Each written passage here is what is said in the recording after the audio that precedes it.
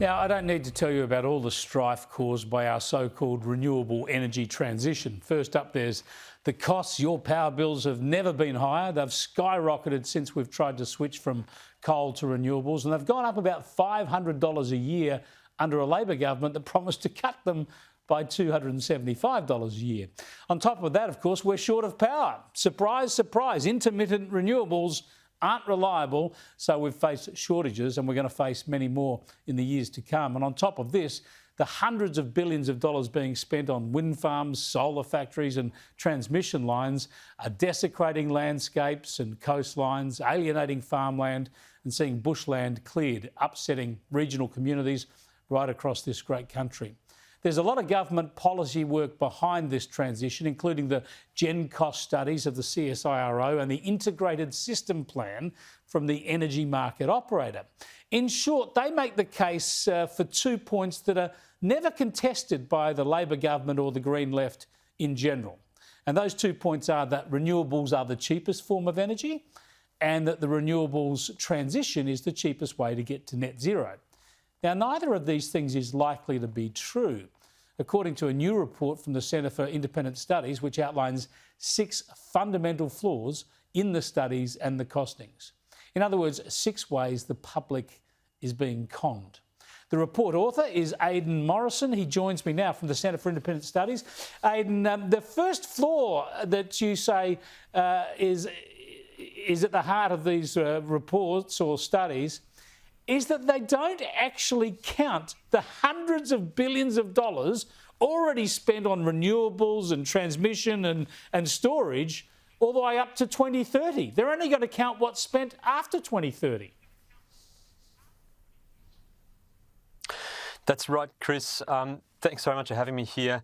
That's absolutely correct for the Gen Cost report conducted by CSIRO for their assessment of the cost of renewables after 2030.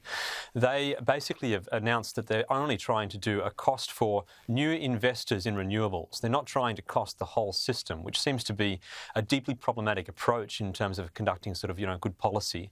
Also, the integrated system plan, which is really the master document that the CSIRO's Gen Cost also refers to, they don't attempt to cost any of the storage that's going to be in home batteries or electric vehicles that they assume to be provided basically free to the grid to help support and supply more reliable power when there isn't intermittent renewable energy being produced at the right time. So these are more or less the biggest costs in the whole system. Yeah, they're massive costs, and we know there's a lot of them going in every day in this country now, but we know that hundreds of billions of dollars has gone into this already in this country. How can you just wipe off that cost that we know has already pushed up prices?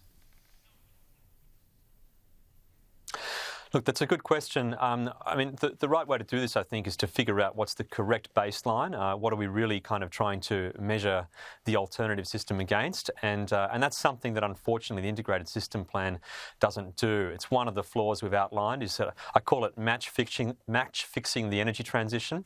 They've said they've found the cheapest, and that gives you the impression they've contested it against a few other alternative plans, but they actually don't have any scenario that doesn't contemplate us meeting all the renewable energy targets and also the carbon budgets, the very strict carbon budgets that actually see the electricity grid fall to almost zero carbon by 2035. We thought it was a net zero by 2050. The electricity grid, according to the ISP, has to be down by just about 2035. So they haven't actually presented alternatives. They've just pretty much said there's one horse in the race and this is it, and we're going to claim it's the cheapest because it's the only horse we put in the race. That's such a critical point, this match fixing as you say. They say it's the cheapest. They provide costings, but they don't even cost it against, say, keeping what we used to have, keeping a coal and gas system.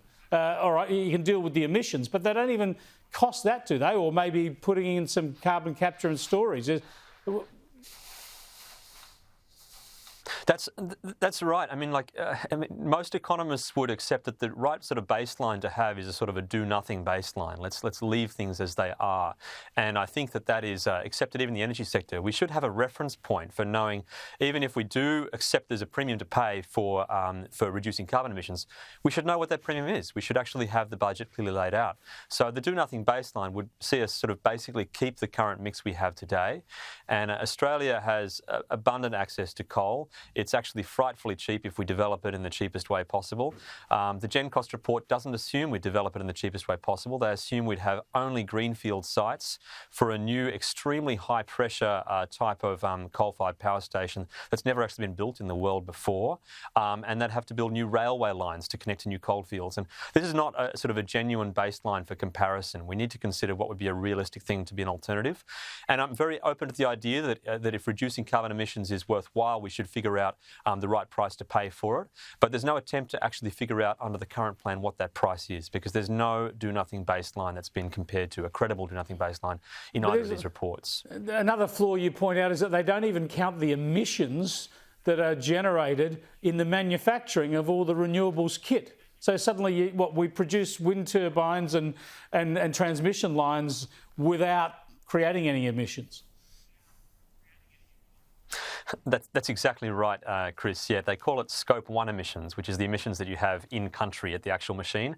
They ignore what we call Scope 3 emissions, is what it took to build that machine, the solar cells in the first place. And all the solar cells are going to be built mostly in China with very coal-intensive production facilities they have over there.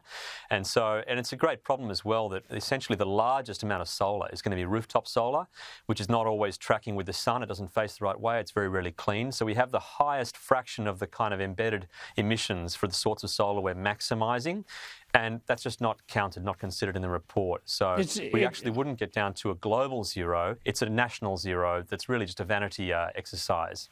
It's incredibly important work you're doing. It's very, very detailed, and I recommend it to people. It shows that we're being conned by people who are just pushing this zealotry, really, without looking at it in an analytical way. I just want to show you this report from the Australian Energy Regulator. It refers to valuing emissions reduction, VER. And this has started to be played into all sorts of their policy making. The value they put on emissions reduction, is that effectively a carbon price? That's right. That's what it is. It is a price on carbon. The government has introduced over the last year reducing carbon emissions as an objective of the electricity system, whereas it used to be the case that we had basically the cheapest electricity that made safe, reliable power. Now we have to balance that with the objective of reducing carbon emissions. And that's right, the value on emissions reductions is a price that we've basically declared, the ministers have declared they're willing to have consumers pay on top of the regular necessity to make safe, reliable electricity in order to push down carbon emissions.